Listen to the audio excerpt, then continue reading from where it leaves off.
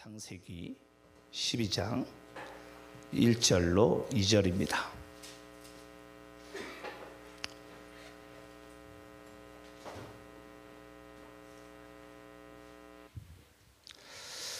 자, 우리 다 함께 찾으신 줄로 알고 우리 말씀의 본문이 오늘은 짧으니까 함께 합독하면서 말씀 읽도록 하겠습니다.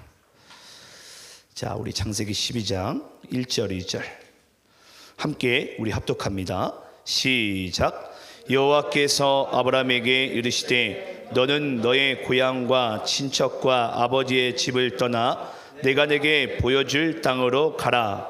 내가 너로 큰 민족을 이루고 내게 복을 주어 내 이름을 창대하게 하리니 너는 복이 될지라. 아멘. 자, 오늘은 우리가 창세기 12장 말씀을 통해서 하나님을 신뢰하십니까?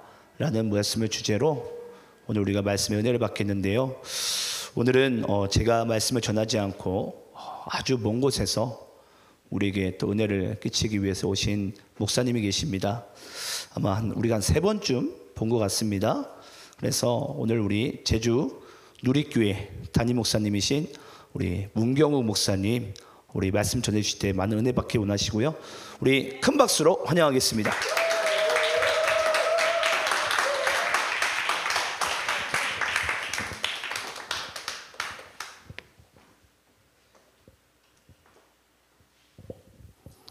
안녕하셨죠? 3년 만에 뵙는 것 같네요. 먼 데서 왔다고 하는데 비행기 타면은 금방입니다. 근데 잘 못 넘어오니까 그게 또 좀 멀게 좀 느껴지긴 하죠. 이 도시 안의 교회는 늘 뜨겁습니다. 네. 그래서 귀도 아파요. 앞에 찬양 인도자, 또 이쪽에 청년입니까? 학생입니까? 청년. 또 제 뒤에 저 형제님 막 서라운드로 막 하는데 제가 이쪽 귀가 살짝 좀 안 좋거든요. 그 돌발성 난청이 와가지고 안 좋은데 그래도 좋다. 예, 늘 뜨거워서 좋고 이게 아마 우리 이상철 담임 목사님의 그 불 타는 열정 때문이 아닐까라는 생각을 합니다. 늘 도시 안의 교회는 여러분이 느끼시든 느끼시지 못하든 제 마음 한구석에 늘 있거든요. 늘 관심이 가고 또 유튜브로 매주는 아니지만 우리 이상철 목사님 설교 어떻게 하나 들어보기도 하고.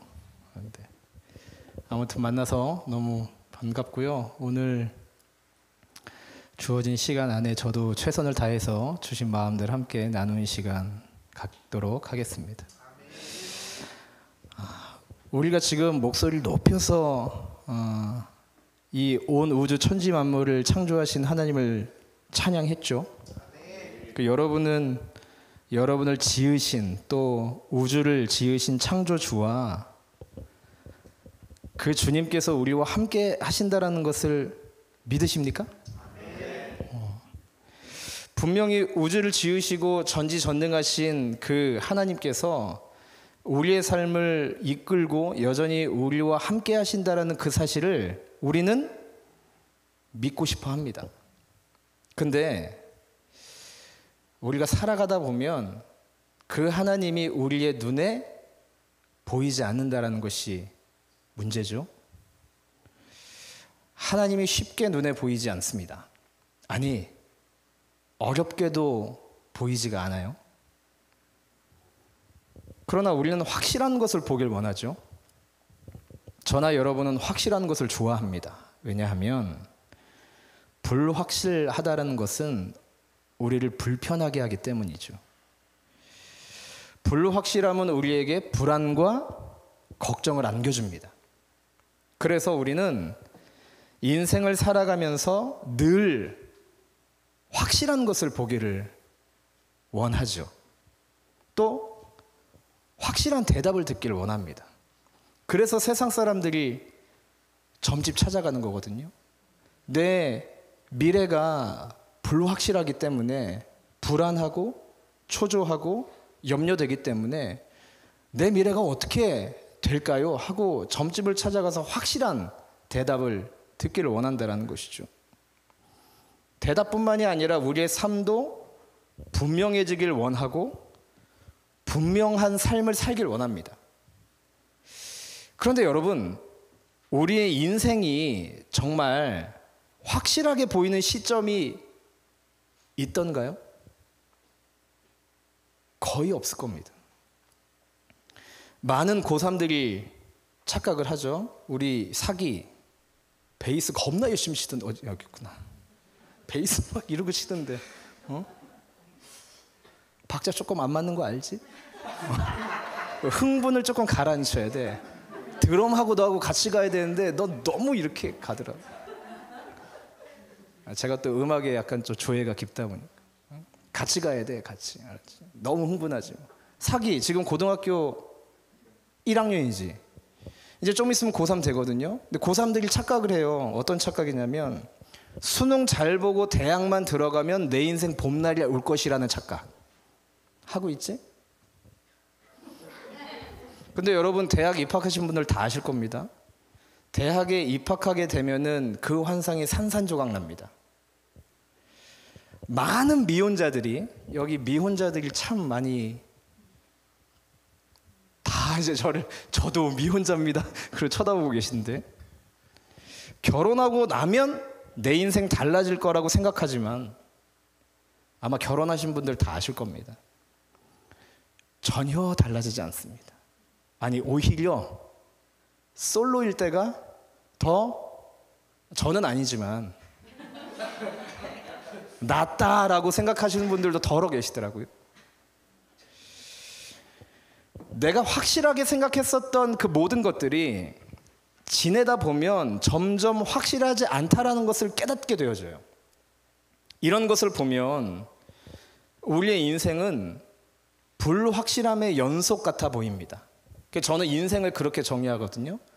불확실함의 연속이다. 종교개혁자 마틴 루터가 하나님의 속성을 두 가지로 얘기합니다. 하나는 계시하시는 하나님, 또 숨어 계시는 하나님.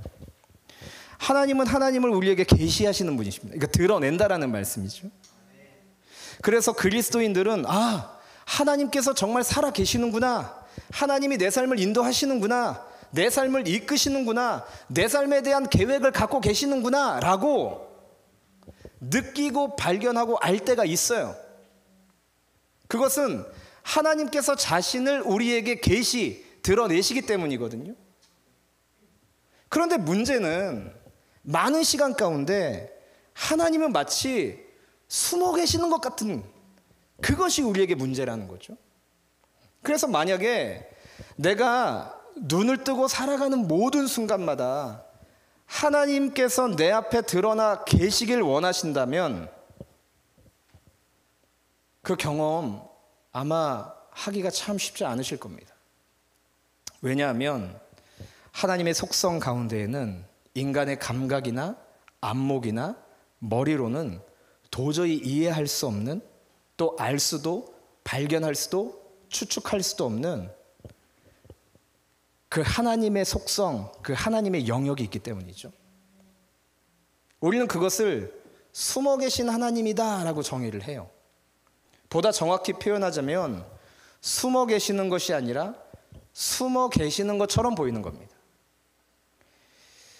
제 경험에 따르면 숨어 계시는 하나님이 나에게 느껴지는 그때가 바로 우리의 신앙이 한 단계 성장될 수 있는 그런 시간이라는 거죠. 그때 비로소 하나님과 동행하는 것이 무엇인지, 하나님과 함께 하는 것이 무엇인지 알게 되기 때문입니다. 하나님이 보이지 않습니다. 많은 믿지 않는 사람들이 우리가 전도하면 그런 얘기들 하죠. 하나님 나한테 보여줘봐. 그럼 내가 믿을게. 그럼 우리는 속 터지지 않습니까? 나도 보고 싶다. 나도 보고 싶어. 근데 하나님이 너무 크세요. 큰 바위 앞에 우리가 딱 다가가면 그 바위가 안 보이지 않습니까? 마치 그런 것처럼 하나님이 너무 크신 존재이기 때문에 마치 숨어 계신 것처럼 느껴져요. 그렇게 여겨진다라는 겁니다. 하나님 도대체 어디 계십니까? 하나님을 느낄 수도 없고 볼 수도 없습니다. 그렇게 우리가 느끼는 것은요, 이상한 것이 아니고 내 신앙이 연약해서도 아니고 정상입니다. 정상. 저도 그래요. 본래 하나님의 속성 가운데 우리가 감지할 수 없는 부분이 분명히 존재하기 때문에. 그러니까 우리는요, 불확실함의 연속 속에서 살아갈 수밖에 없는 존재들입니다. 우리는 사람이 갖고 있는 한계가 있을 수밖에 없죠. 게다가 우리가 믿고 있는 그 하나님조차도 숨어 계신 것처럼 느끼기 때문에 우리는 우리의 인생의 앞을 알 수 없는 것입니다. 여기 앉아 계신 여러분들, 내일을 알지 못하기 때문에 느끼는 그 애매한 부담감, 불안, 초조, 긴장을 지배하고 있는 것을 보게 되어지죠. 그러나 여러분 안심하십시오. 원래 그런 것입니다. 우리가 매일매일 우리의 인생의 초행길이거든요. 2022년 5월 22일은 여기 모인 모든 사람들이 처음 걷는 길입니다. 2022년 5월 23일 내일이죠. 내일의 길도 우리는 다 초행길인 것인 거죠. 우리는 늘 불확실함의 연속에서 살아갈 수밖에 없는 존재들입니다. 본래 인생이 그런 것이고요. 본래 하나님 그런 분이십니다. 그렇다면 이러한 인생의 불확실함이 주는 이 압박을 우리는 어떻게 극복할 것인가? 그 해답을 오늘 우리가 함께 본 본문 말씀을 통해 나누길 원하는데요. 오늘 본문 말씀을 보면 하나님께서 아브람에게, 여기서 이름이 아브람이라는 것은 지금 이 사람이 하나님과의 영적인 여정을 막 시작하는 초보 단계인 것입니다. 믿음의 조상 아브라함으로 자기를 매김하지 않은 영적인 초보 단계인 아브람이었다라는 거죠. 이런 아브람에게 하나님께서 말씀하세요. 너는 너의 고향과 친척과 아버지의 집을 떠나 내가 너에게 보여줄 땅으로 가라. 떠나라는 겁니다.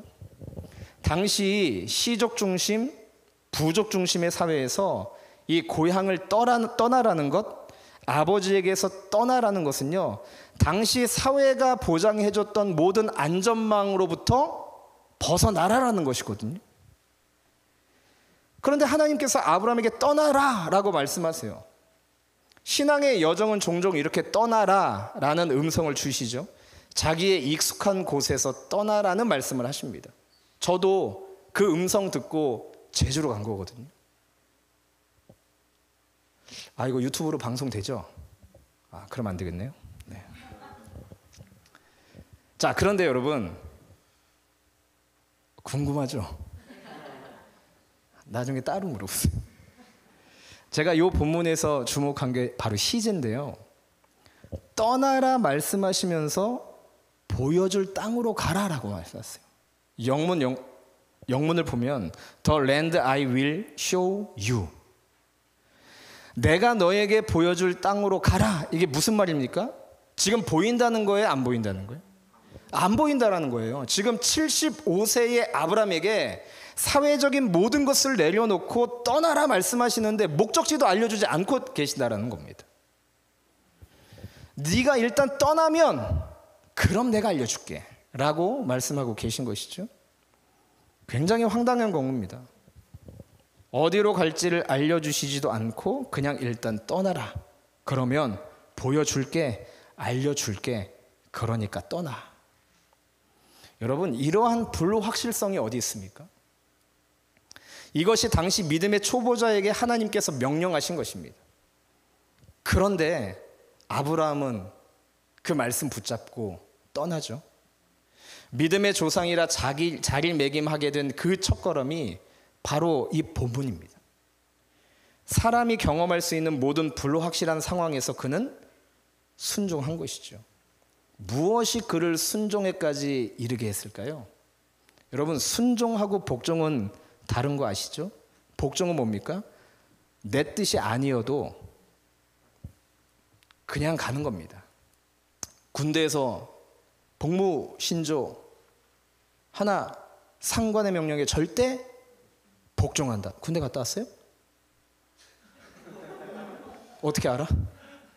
그때 복종이라고 얘기하거든요. 그건요, 내 뜻하고 상관없이 그냥 상관이 엎드려, 그럼 엎드려야 되는 거예요. 근데 순종은 뭡니까? 내 뜻도 그 뜻에 맞아질 때 기꺼이 행하는 것이 순종이거든요. 아브라함이 떠나라 말씀하신 그 말씀에 순종했습니다. 왜냐하면 하나님을 신뢰했기 때문이죠. 하나님이 어떤 분이신지를 알았다라는 거예요. 비록 지금은 하나님께서 내 목적지를 알려주지 않으시지만 내가 믿고 있는 하나님은 분명히 내 길을 인도하시고 보호하시고 지키실 것이다 하는 그 하나님을 향한 신뢰가 그 마음을 지배하고 있었기 때문에 그는 순종할 수 있었다라는 겁니다. 우리가 종종 압도당하는, 또 우리를 엄습하는 불확실성에서 자유할 수 있었다라는 것이죠. 단지 하나님을 신뢰함으로. 성경에 나오는 우리의 신앙의 선배들이 대부분이 그렇습니다. 여러분, 모세를 보십시오. 모세가 홍해를 가르는 장면이 있습니다. 모세가 바다 위로 지팡이를 내밀고 기도를 시작하죠. 근데 많은 사람들이 그 이상한 영화 때문에 착각을 해요. 딱 기도하자마자 쫙 갈라졌다고 생각하는데요. 아닌 거 아시죠? 다 배우셨죠? 뭡니까? 밤새 동풍이 계속 불었어요. 그러니까 여전히 찰랑찰랑 거리고 있는 거예요. 밤새 불었더니 마느 땅이 된 거거든요. 뒤에 지금 모세 뒤에 이스라엘 백성들은요, 지금 폭도 수준입니다. 그 뒤로 애국 군대 쫓아오죠. 앞에는 바다. 그 밤에 모세가 밤새 거기서 버티고 있는 거예요. 여러분이 모세라고 생각해 보십시오. 이거 바람이 불긴 부는데 안 갈라지면 어떡합니까? 근데 모세는 버티죠. 왜요? 하나님을 신뢰하기 때문에. 요셉 보십시오. 형들한테 인신매매 당하면서 팔려갑니다. 노예로 살만하니까 이상한 여인이 유혹을 하죠. 요거를 거절하니까 또 감옥을 갑니다. 언제 죽을지 모르는 상황입니다. 이러한 불확실함 속에서도 요셉은 하나님을 온전히 신뢰하고 그곳에서 버티죠. 견딥니다. 다니엘, 베드로, 바울, 언제 어디서 무슨 일을 당할지 모르는 그 불확실함 속에서 그 불확실함이 엄습해도 압도당하지 않았습니다. 왜요? 아주 단순한 원리를 알았다라는 것이죠. 하나님만 신뢰하는 것. 하나님만 신뢰하면 불확실함이 주는 두려움과 불안함을 극복할 수 있다라는 것. 만일 우리 안에, 우리의 인생에 불확실함이 주는 두려움과 불안이 있다면 그만큼 우리가 하나님을 덜 신뢰하고 있다라는 표시이자 증거가 될 것입니다. 우리는 하나님을 신뢰하면 신뢰할수록 우리는 우리의 삶이 갖고 있는 본질적인 불확실성이 주는 압박에서 벗어날 수 있게 될 것입니다. 내가 길을 잃은 것처럼 보이고 그 길이 보이지 않아도 나는 두려워하지 않겠다라는 고백이 온전히 하나님을 신뢰하는 것이죠. 하나님을 우리가 더욱더 신뢰하는 방법은 하나입니다. 하나님 알아가기에 더 힘쓰는 것이죠. 하나님이 나에게 어떤 분이신가를 우리가 알아갈 때 그 하나님을 신뢰할 수 있는 것이죠. 여러분 저 믿으십니까? 저를 어떻게 믿어요? 저 어떻게 믿습니까? 네? 사기 당하기 딱 좋은 사람들. 네? 저를 아는 만큼 신뢰할 수 있는 거죠. 저를 더 믿습니까? 우리 이상철 목사님 더 믿습니까? 이상철 목사님은 당연히 더 믿어야 되는 거예요. 왜요? 저분을 저보다 더 많이 알잖아요. 우리가 하나님을 신뢰하는 것도 그렇습니다. 우리가요, 목사들이 얘기하는 하나님, 또 누군가 신앙의 간증으로 얘기하는 그 하나님 말고 내 삶에서 경험되어지고 알아가고 배워간 그 하나님을 더욱더 알아갈 때 우리는 하나님을 더욱더 신뢰할 수 있고, 하나님을 신뢰한다면 우리 인생 가운데 주는 그 불확실함 속에서 우리는 자유하게 될 것입니다. 이렇게 말하는 저도 때로는 불확실함이 주는 두려움에 엄습할 때가 있어요. 있었고 앞으로도 있을 것입니다. 왜냐하면 인생은 그렇기 때문에. 불확실함이 주는 압박이 여러분을 엄습할 때 없는 길도 만드시고 나의 앞길을 인도하시는 나의 하나님을 신뢰하시기 바랍니다. 그렇게 될 때 우리의 앞길을 인도하시는 하나님으로 인해 우리는 하나님만이 주실 수 있는 참된 평안을 누리게 될 것입니다. 많은 사람들이 현대 기독교에 문제가 많다라고들 얘기를 해요. 저는 교세가 약해지는 것은 문제가 전혀 되지 않는다라고 생각합니다. 왜냐하면 초대교회 때나 핍박의 시기나 기독교의 교세는 늘 약했기 때문입니다. 제가 생각하고 있는 심각한 문제는 우리가 하나님을 온전히 신뢰하지 못한다는 게 문제예요. 교회를 다니면서도 목사이면서도 온전히 하나님을 신뢰하지 못하고 있는 것. 예수님의 공동체는 처음부터 이 세상에서의 형통과 성공이 아닌 영원한 나라와 영생에 대한 관심에서부터 시작됐습니다. 물론 그렇게 예수님을 따른 예수님의 제자들도 전혀 흔들리지 않았던 건 아니에요. 생명의 위협의 제자들은 예수님을 부인하기도 했고 때로 배고픔에 불평도 했습니다. 때로는 아무것도 눈에 보이지 않고 손에 잡히지 않아 두려워하기도 하고 때론 세상의 인정에 우쭐대기도 했습니다. 하지만 그 연약함과 죄 가운데서도 그들이 끝까지 목숨 바쳐가며 예수님을 따를 수 있었던 이유는 예수님과의 인격적인 만남 때문이었다는 거죠. 그 인격적인 만남은 예수님을 향한 온전한 신뢰로 이어졌습니다. 그리고 세상의 영광을 누리고자 예수님을 왕으로 만들려던 사람들이 예수님에게 실망하고 모두 떠난 후 너희도 가려느냐라는 예수님의 질문에 영생의 말씀이 주께 있사오니 우리가 누구에게 가오릴까? 라고 대답한 베드로의 대답에는 예수님을 향한 온전한 신뢰가 있었다는 것입니다. 여러분은 무엇이 진정한 예수님의 제자를 만든다라고 생각하십니까? DTS? 각종 양육 훈련? 직분? 아니요. 각종 훈련이, 직분이 예수님의 제자를 만들지 못합니다. 예수님을 따르던 제자들은 잘 넘어지고 잘 흔들렸습니다. 세련됨도 없었고 성숙됨도 없었죠. 그 좋은 학벌도 없었습니다. 그러나 그들은 예수님을 사랑했습니다. 예수님이 하신 말씀을 다 이해하지 못하고 잘 잊어버리기도 했지만 그들은 예수님을 인격적으로 만나 교제했고 예수님을 신뢰했습니다.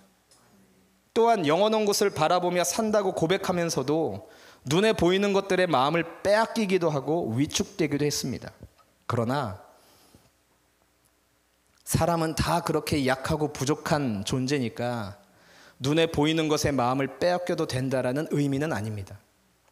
연약해서 넘어지는 것과 무관심과 불신은 다른 것이기 때문에 여전히 가난하고 여전히 아픔과 슬픔이 우리의 삶이라도 그래도 우리가 소망하는 것은 예수님밖에 없어서 주님의 품을 찾고 주님 어디 계십니까? 를 묻고 주님을 찾는 우리가 되어져야 된다는 거죠. 제자들에게는 이 고백이 있었고 이 만남이 있었으며 이 사랑이 있었다는 겁니다. 그래서 그들이 예수님의 제자였다는 거죠.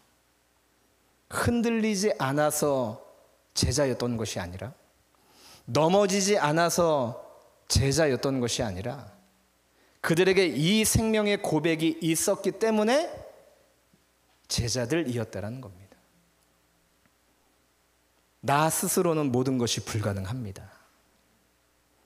그러나 하나님으로는 모든 것이 가능합니다 라는 고백이 저와 여러분의 고백이 되어져야 됩니다. 근데요, 고백만으로는 부족해요. 우리는 늘 고백은 있어 왔어요. 우리가 했던 수많은 찬양들의 그 고백과 선포, 고백은 늘 있었다라는 거죠. 우리의 고백에 대한 증명의 삶, 증거의 삶이 우리에게 있어야 됩니다. 지금도 살아 역사하시는 하나님의 말씀이 우리의 삶의 부재가 아니라 실제되는 삶을 우리는 살아야 하는 사명들이 있다는 겁니다. 나 스스로는 모든 것이 불가능합니다. 그러나 하나님으로는 모든 것이 가능합니다. 예수님이 나의 모든 것 되시기 때문입니다. 주님이 나의 힘이시기 때문입니다. 주님은 능치 못할 일이 없으시기 때문입니다 라는 고백은 있는데, 여러분 과연 여러분의 삶의 그 곳에서 이 고백에 증명하는 삶을 살아내고 계시느냐 라는 것을 여쭙고 싶어요. 우리가 신앙생활 하면서 모든 것이 하나님의 은혜요, 모든 것을 하나님의 영광을 위해서라고 고백은 합니다. 예수님 흥하셔야 되고 나는 쇠해져도 괜찮다라는 고백을 해요. 근데요, 솔직히 우리의 마음 가운데 예수님은 당연히 흥하셔야 되고 나도 어느 정도 흥해야 된다라는 마음이 여러분 없으십니까?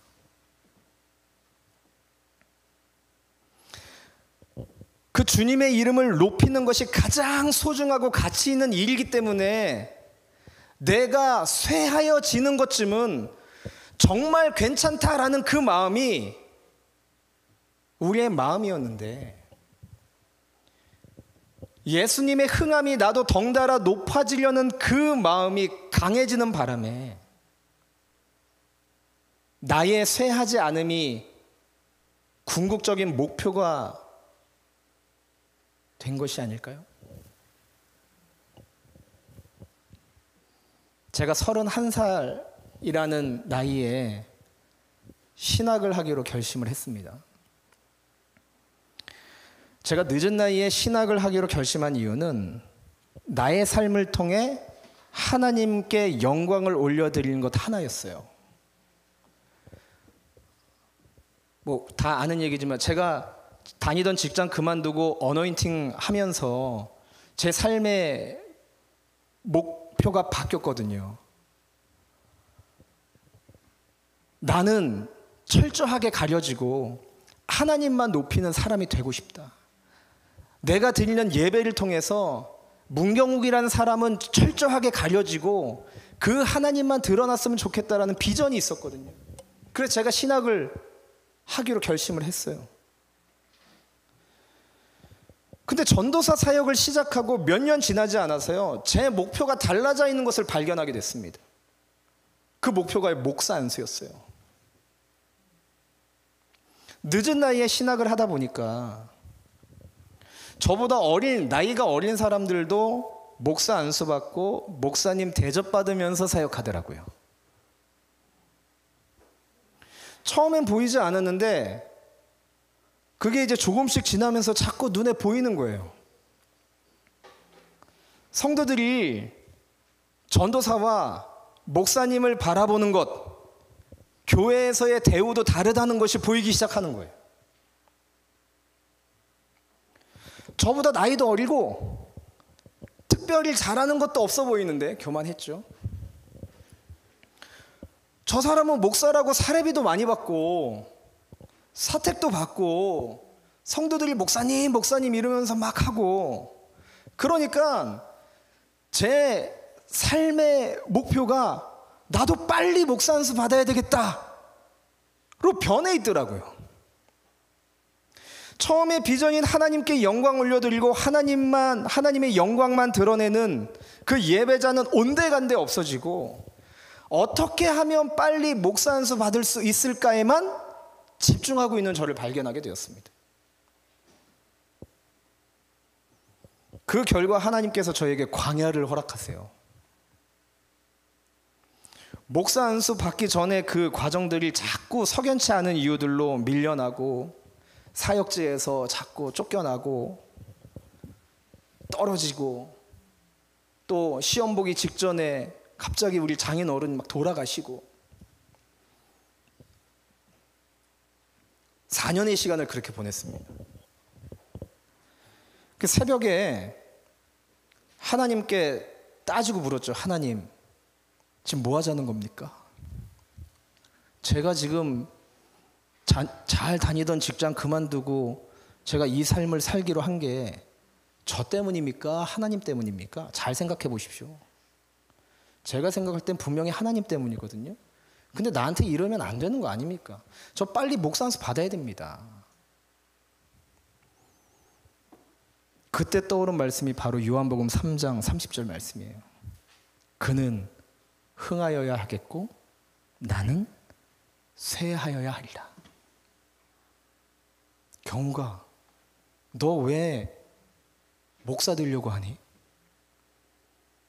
내가 너보고 언제 목사 되려고 했어? 라는 주님의 음성이 들리는 것 같은 거예요. 근데 생각해 보니까 맞아요. 저보고 목사 되라고 하나님이 하신 적이 없거든요. 정신이 바짝 차려졌습니다. 다시금 삶의 사역의 목표를 다 잡고 여기까지 왔습니다. 물론 지금은 목사가 되었고, 그때 제가 질투했던 부목사님은 여전히 부목사님이고, 저는 담임 목사가 되었죠.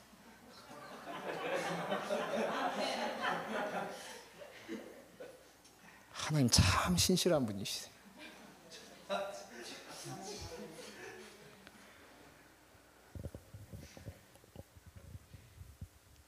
제가 담임 목사가 되었어도 제 사역의 비전과 목표는 여전히 변함이 없습니다. 예수님만 흥하신다면 담임 목사 자리를 내려놓을 수 있습니다.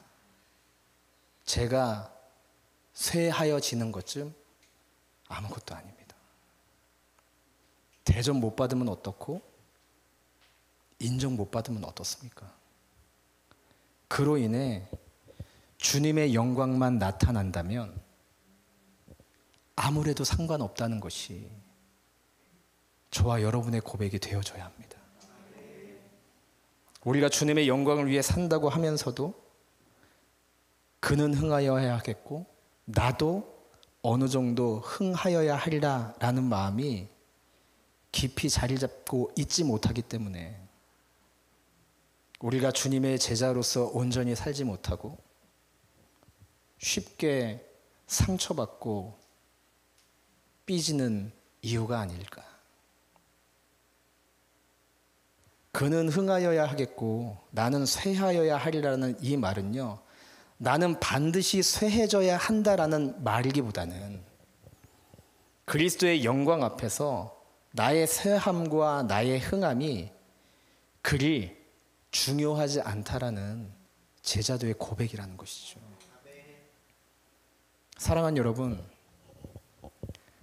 초심을 잃지 맙시다. 구령의 열정이 타오르던 그때를 잊지 맙시다. 그때 여러분 하나님 한 분이면 충분하지 않았습니까? 근데 지금은 하나님 한 분으로는 뭔가 조금 부족하죠?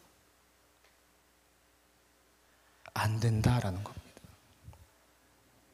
사람들에게 섭섭해도, 그렇게 인기가 없어도, 누군가로부터 인정받지 못해도 여전히 주님을 높이고 싶어서 주님을 신뢰함으로, 예, 주님, 당신은 마땅히 흥하셔야 되고 나는 쇠해져도 좋습니다 라는 고백이 저와 여러분의 고백이 되어지길 주님의 이름으로 축원드립니다. 이 시간 우리가 함께 좀 기도하기를 원하는데요. 주님, 우리의 인생은 불확실함의 연속이지만 주님은 확실하신 분이십니다. 주님은 선하시며 완전하신 분이시라는 사실을 우리가 더욱더 신뢰함으로 나아가게 하옵소서. 우리가 더욱더 주님을 알아가기에 힘쓰게 하옵소서. 주님을 더욱 신뢰할 수 있는 믿음을 허락하여 주옵소서. 그래서 주님만 흥하신다면 나의 쇠함 따위는 아무것도 아니라는 고백이 증명되는 삶으로 이어지게 하옵소서. 다시금 그 믿음과 마음을 회복시켜 주시옵소서. 그렇게 이 시간 우리의 마음을 주님께 올려드리면서 함께 결단하며 주님 앞에 기도함으로 나아가도록 하겠습니다. 함께 기도합니다. 주님, 그렇습니다. 우리가 더욱더 첫사랑을 회복되어지길 원합니다. 주님을 더욱더 알아가기에 힘쓰게 하옵소서. 주님을 더욱더 신뢰하게 하여 주시고 우리를 늘 최선의 길로 인도하시는 그 주님을 바라보게 하옵소서. 하나님의 주권적인 인도하심에 만족하고 그 주권적인 인도하심과 하나님에게 쓰임받을 수 있음에 만족하는 우리가 되어지게 하옵소서.